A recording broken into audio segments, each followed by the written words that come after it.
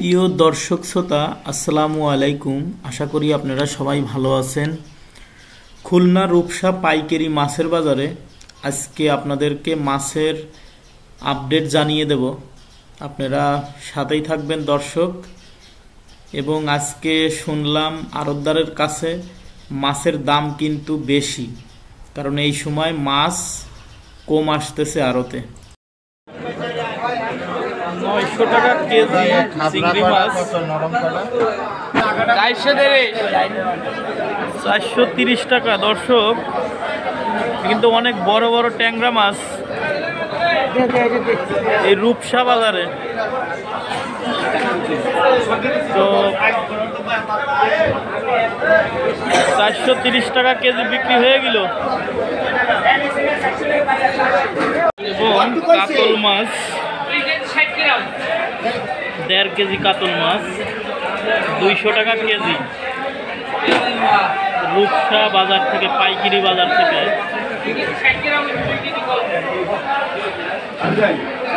পার্শে মাছ 600 থেকে 650 টাকা কেজি।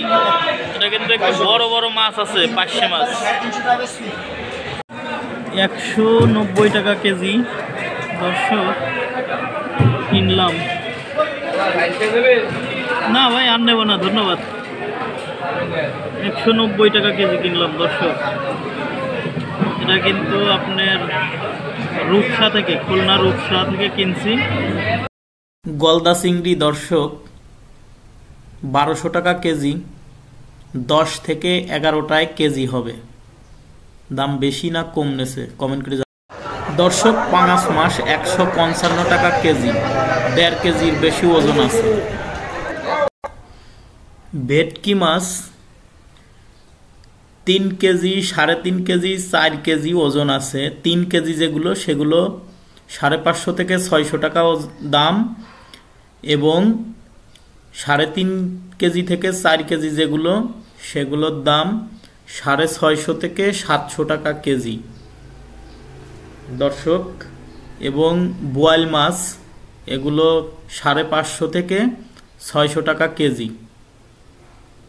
এরকম ভিডিও পেতে সাবস্ক্রাইব, লাইক, কমেন্ট, শেয়ার করবেন। ধন্যবাদ।